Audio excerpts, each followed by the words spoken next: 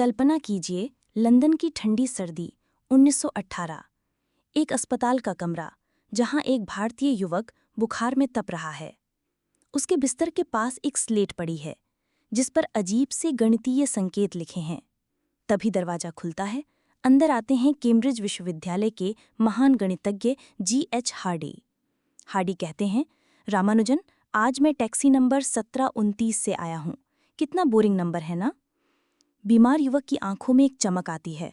वो मुस्कुराते हुए कहता है, नहीं हार्डी साहब, ये तो बहुत ही दिलचस्प नंबर है। ये सबसे छोटी संख्या है जो दो अलग अलग तरीकों से दो घनों के योग के रूप में लिखी जा सकती है। देखिए, 1 का घन प्लस 12 का घन इक्वल्स टू 1729 और 9 का घन प्लस 10 का घन भी 1729 ही होता है। उस क्षण हार्डी का मुंह खुला रह गया। सामने पड़ा था दुनिया का सबसे अनोखा दिमाग, ऐसा दिमाग जो बीमारी में भी गणित की भाषा में सोचता था। लेकिन दोस्तों, ये कहानी केवल इस एक किस्से से शुरू नहीं होती। ये शुरू होती है तमिलनाडु के एक छोटे से गांव से, जहां गरीबी में पैदा हुआ एक बच्चा ऐसे सपने देखता था जो पूरी दुनिया की गणित की दशा और दिशा बदल देने वाले थे। आज मैं आपको बताऊंगा श्रीनिवास रामानुजन की पूरी कहानी, एक ऐसे इंसान की जिसने केवल 32 साल की छोटी सी जिंदगी में गणित के ऐसे खजाने खोजे कि आज भी उनकी मौत के 100 साल बाद दुनिया भर के गणितज्ञ उन खजानों को समझने की कोशिश कर रहे हैं। तो चलिए शुरू करते हैं इस अद्भुत यात्रा को। 22 दिसंबर 1887, तमिलनाडु का छोटा शहर ईरोड। यहाँ एक गरीब तमिल ब्राह्मण परिवार में जन्म होता है एक बच्चे का। नाम रखा जाता है श्रीनिवास रामानुजन अयंगर।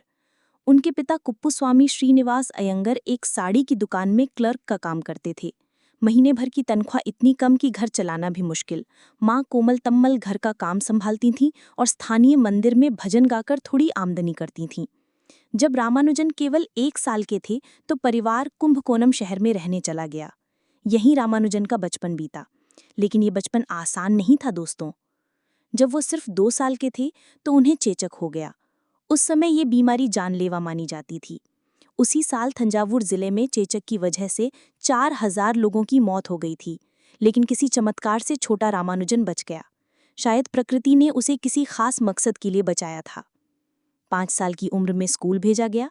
शुरुआत से ही वो बाकी बच्चों से अलग था। जहां दूसरे बच्चे खेल कूद में व्यस्त रहते, वहीं छोटा रामानुजन संख्याओं से खेलता था। 10 साल की उम्र आते आते रामानुजन की प्रतिभा साफ दिखने लगी थी। उन्होंने अपने स्कूल की सभी प्राथमिक परीक्षाएं पूरे जिले में सबसे अच्छे अंकों से पास की। अंग्रेजी, तमिल, भूगोल, गणित, हर विषय में वो अव्वल थे। लेकिन सबसे हैरान करने वाली बात ये थी कि 11 साल की उम्र में ही रामानुजन ने अपने घर में रहने वाले 2 कॉलेज के छात्रों की गणित के सभी सवालों के जवाब दे दिए थे। वो चौंक गए। ये बच्चा कैसे कॉलेज लेवल की गणित जानता है। 13 साल की उम्र तक पहुंचते पहुंचते रामानुजन ने एस.एल. लूनी की प्लेन ट्रिग्नोमेट्री की किताब पूरी तरह से समझ ली थी। ये कॉलेज स्तर की थी। न सिर्फ समझी बल्कि उसमें से नए सिद्धांत भी निकाले। उनके गुरुओं को समझ आने लगा था कि ये कोई साधारण बच्चा नहीं है। हेडमास्टर कृष्णस्वामी अय्यर ने एक बार कहा था कि इस लड़के को जितने अंक दिए जाएं वो कम है। ये 100 में से 100 से भी ज्यादा हकदार है। 1903, रामानुजन 16 साल के हैं। तभी उनकी जिंदगी में एक ऐसी घटना घटती है जो उनकी पूरी दिशा बदल देती है। एक दिन उनके एक मित्र ने उन्हें किताब दी, जॉर्ज शूब्रिज केयर की a synopsis of elementary results in pure and applied mathematics. अब ये कोई साधारण गणित की किताब नहीं थी दोस्तों। इसमें लगभग 5000 गणितीय सिद्धांत थे, लेकिन केवल नतीजे दिए गए थे। कोई प्रमाण नहीं, कोई व्याख्या नहीं। यानी बस ये बताया गया था कि क्या सही है, लेकिन ये नहीं बताया गया था कि क्यों सही है। ज्यादातर छात्रों के लिए ये किताब बेकार होती, क्योंकि बिना प्रमाण के वो कुछ नहीं समझ सकते थे। लेकिन रामानुजन के लिए ये एक खजाना साबित हुई। वो हर दिन इस किताब को लेकर बैठते, हर सिद्धांत को देखते और फिर अपने दिमाग से उसका प्रमाण निकालने की कोशिश करते। न सिर्फ प्रमाण निकालते बल्कि उस सिद्धांत को आगे बढ़ाकर नए सिद्धांत भी बनाते। 1904 तक आते आते रामानुजन ने बर्नौली संख्याओं पर काम शुरू कर दिया था। उन्होंने आयलर मास्केरोनी स्थिरांक की गणना 15 दशमलव स्थानों तक की थी। ये सब उन्होंने अकेले, बिना किसी गाइड के, बिना किसी शिक्षक के किया था। लेकिन इसी दौरान एक समस्या भी खड़ी हो गई। रामानुजन गणित में इतना मग्न रह जाते कि बाकी विषयों पर ध्यान ही नहीं देते। 1904 में उन्होंने हाई स्कूल की परीक्षा पास की और गणित में के रंगनाथ राव पुरस्कार जीता। इससे उन्हें गवर्नमेंट आर्ट्स कॉलेज में छात्रवृत्ति मिली। लेकिन कॉलेज में आकर उनकी समस्या और बढ़ गई। वो दिन रात बस गणित में लगे रहते। भौतिक शास्त्र, रसायन, जीव विज्ञान कुछ भी पढ़ने का मन नहीं करता। नतीजा ये हुआ कि 1905 में उनकी छात्रवृत्ति रद्द हो गई। ये रामानुजन के लिए बहुत बड़ा धक्का था। घर की आर्थिक स्थिति पहले से ही खराब थी और अब पढ़ाई भी छूट गई। मानसिक तनाव इतना बढ़ा कि एक बार तो वो घर छोड़कर भाग गए। 1 महीने बाद वापस आए, लेकिन उनका मन टूट चुका था। 1909 जब रामानुजन 22 साल के थे तो माँ ने उनकी शादी करा दी। दुल्हन का नाम था जानकी अम्मल और वो सिर्फ 10 साल की थीं। उस समय ये सामान्य बात थी। शादी के बाद रामानुजन की जिम्मेदारियां बढ़ गईं। अब उन्हें परिवार चलाने के लिए पैसे कमाने पड़ते थे, लेकिन बिना डिग्री के नौकरी मिलना मुश्किल था। इसी दौरान उन्हें हाइड्रोसील की बीमारी हो गई। इसके लिए ऑपरेशन की जरूरत थी, लेकिन पैसे नहीं थे। सौभाग्य से एक दयालु डॉक्टर ने मुफ्त में ऑपरेशन कर दिया। ऑपरेशन के बाद रामानुजन ने नौकरी की तलाश शुरू कर दी। वो मद्रास जाकर दरवाजा दरवाजा भटकते रहे। कभी ट्यूशन का काम मिलता, कभी छोटा मोटा क्लर्क का काम। लेकिन गणित का जुनून कम नहीं हुआ था। जब वो लोगों को ट्यूशन पढ़ाते तो बीच में ही गणित की कोई नई बात सूझ जाती और वो उसे लिखने में लग जाते। छात्र परेशान हो जाते कि ये क्या कर रहा है। 1911 में उनका पहला गणितीय शोध पत्र journal of Indian mathematical society में छपा। इसका शीर्षक था some properties of Bernoulli numbers. ये भारत में प्रकाशित उनका पहला पेपर था। 1912 में आखिरकार उन्हें मद्रास पोर्ट ट्रस्ट में क्लर्क की नौकरी मिल गई। तनख्वाह 25 रुपये महीना थी। उस समय के हिसाब से ये ठीक ठाक थी। ऑफिस में काम के साथ साथ रामानुजन अपनी गणित की रिसर्च भी करते रहते थे। उनका बॉस एस नारायण अय्यर बहुत समझदार आदमी था। उसे रामानुजन की प्रतिभा का अंदाजा था, इसीलिए वो उन्हें गणित का काम करने की छूट दे देता था। 1913 की शुरुआत। रामानुजन के मन में एक बड़ा सपना था, अपनी खोजों को दुनिया के सामने लाना। उन्होंने सोचा कि क्यों ना विदेश के बड़े गणितज्ञों को अपने काम के बारे में बताया जाए। उन्होंने कैम्ब्रिज, ऑक्सफोर्ड और लंदन के कई प्रसिद्ध गणितज्ञों को पत्र लिखे। हर पत्र में वो अपने 100 से ज्यादा मौलिक सिद्धांत भेजते थे। ज्यादातर गणितज्ञों ने इन पत्रों का कोई जवाब ही नहीं दिया। कुछ ने जवाब दिया तो सिर्फ इतना कि आपके काम में दिलचस्पी नहीं है। लेकिन एक पत्र जिस व्यक्ति के पास पहुंचा वो था कैम्ब्रिज यूनिवर्सिटी के महान गणितज्ञ गॉडफ्री हैरल्ड हार्डी। जब हार्डी ने पहली बार रामानुजन का पत्र पढ़ा तो वो चौंक गए। पत्र में जो सिद्धांत लिखे थे वो इतने अजीब और जटिल थे कि पहली नज़र में लगता था कि कोई पागल व्यक्ति ने लिखे हैं। हार्डी ने अपने साथी गणितज्ञ J.E. लिटिलवुड को बुलाया। दोनों ने पूरी रात उन सिद्धांतों को समझने की कोशिश की। सुबह तक वे इस नतीजे पर पहुंचे कि ये काम किसी धोखेबाज का नहीं हो सकता। इन सिद्धांतों को बनाने के लिए जिस गहरी गणितीय समझ की जरूरत है वो किसी नकली व्यक्ति के पास नहीं हो सकती। हार्डी ने बाद में लिखा, मैंने अपनी जिंदगी में ऐसा कुछ नहीं देखा था। ये सिद्धांत सिर्फ सबसे उच्च कोटि के गणितज्ञ ही लिख सकते हैं। ये सच होना चाहिए, क्योंकि इन्हें गलत बनाने की कल्पना कोई नहीं कर सकता। हार्डी ने तुरंत रामानुजन को जवाब भेजा और कैम्ब्रिज आने का न्योता दिया। लेकिन यहाँ एक बड़ी समस्या थी। रामानुजन एक रूढ़िवादी ब्राह्मण थी। धार्मिक मान्यताओं के अनुसार समुद्र पार जाना पाप था। इससे जाति से बाहर निकलने का खतरा था। कई महीनों तक रामानुजन ने इस बारे में सोचा। आखिरकार माँ कोमल तामल का सपना आया। उन्होंने बताया कि देवी नमगिरी ने सपने में कहा है, बेटे को जाने दो, वो बड़े काम के लिए जा रहा है। मार्च 1914 में रामानुजन ने इंग्लैंड जाने का फैसला किया। मद्रास विश्वविद्यालय और सरकार ने उनकी मदद की। 17 अप्रैल 1914 रामानुजन पहली बार इंग्लैंड की धरती पर पैर रखते हैं। ट्रिनिटी कॉलेज कैम्ब्रिज दुनिया की सबसे प्रतिष्ठित गणित शिक्षा संस्थानों में से एक। हार्डी ने रामानुजन का जोरदार स्वागत किया, लेकिन शुरुआती चुनौतियां भी कम नहीं थीं। इंग्लैंड का ठंडा मौसम, अजीब खाना, अलग भाषा और संस्कृति, सब कुछ नया और मुश्किल था। सबसे बड़ी समस्या खाने की थी। रामानुजन सख्त शाकाहारी थे। इंग्लैंड में शाकाहारी खाना मिलना ही मुश्किल था और जो मिलता था वो उनकी सेहत के लिए काफ़ी नहीं था। लेकिन गणित के मामले में ये स्वर्ग था।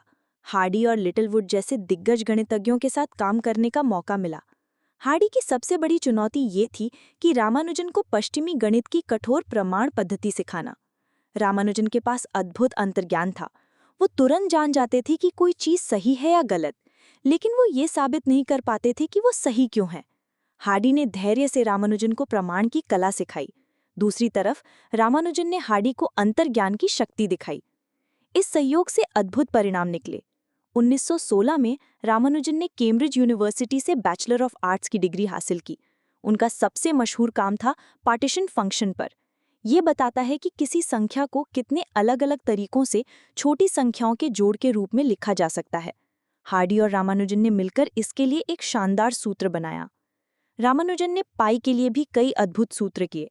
उनमें से एक सूत्र इतना तेज था कि आज भी सुपर कंप्यूटर उसी का इस्तेमाल करते हैं पाई की गणना के लिए। 1918 में रामानुजन को रॉयल सोसाइटी ऑफ लंदन का फेलो चुना गया। वो ये सम्मान पाने वाले पहले भारतीय थे। उसी साल उन्हें ट्रिनिटी कॉलेज कैम्ब्रिज का भी फेलो बनाया गया, लेकिन इसी दौरान उनकी सेहत बिगड़ने लगी थी। 1917 से रामानुजन की तबीयत लगातार बिगड़ती जा रही थी। इंग्लैंड की ठंडी हवा, कुपोषण और तनाव सबका मिलाजुला असर था। डॉक्टरों ने टीबी का इलाज शुरू किया, लेकिन कोई फायदा नहीं हुआ। आधुनिक शोध से पता चला है कि शायद उन्हें टीबी नहीं बल्कि लिवर की कोई बीमारी थी जो भारत से ही चली आ रही थी। बीमारी के दौरान भी रामानुजन ने गणित का काम नहीं छोड़ा। अस्पताल के बिस्तर पर भी वो नए सिद्धांतों पर काम कर रहे थे। यहीं पर घटा वो मशहूर 1729 वाला किस्सा। हार्डी जब उन्हें देखने गए तो कहा कि वो टैक्सी नंबर 1729 से आए हैं, जो बड़ा फीका नंबर है। रामानुजन तुरंत बोले, नहीं हार्डी, ये बहुत दिलचस्प नंबर है। और फिर उन्होंने बताया कि ये दो घनों के योग के दो अलग अलग तरीकों से लिखा जा सकता है। 1919 में जब लगा कि उनकी तबीयत कुछ सुधर रही है तो वो भारत लौटने का फैसला किया। मार्च में वो कुंभकोणम पहुंचे, लेकिन भारत आकर भी उनकी सेहत में सुधार नहीं हुआ, बल्कि हालत और बिगड़ गई। फिर भी वो अपने गणितीय काम में लगे रहे। अपने अंतिम महीनों में रामानुजन ने मॉक थीटा फंक्शंस पर काम किया। ये बहुत ही जटिल और रहस्यमय गणितीय अवधारणा थी जो आने वाले दशकों में बहुत महत्वपूर्ण साबित हुई। 26 अप्रैल 1920 केवल 32 साल की उम्र में श्रीनिवास रामानुजन की मृत्यु हो गई। अंतिम समय तक वो अपने स्लेट पर गणित के सूत्र लिखते रहे। रामानुजन की मौत के बाद लगता था कि कहानी खत्म हो गई, लेकिन 56 साल बाद एक चमत्कार हुआ। 1976 में अमेरिकी गणितज्ञ जॉर्ज एंड्रूज ट्रिनिटी कॉलेज की लाइब्रेरी में जीएन वॉटसन के पुराने कागजों को देख रहे थे। तभी उन्हें एक बॉक्स मिला जिसमें 138 पन्ने थे, रामानुजन की हस्तलिखित गणितीय खोजें। ये थी रामानुजन की लॉस्ट नोटबुक।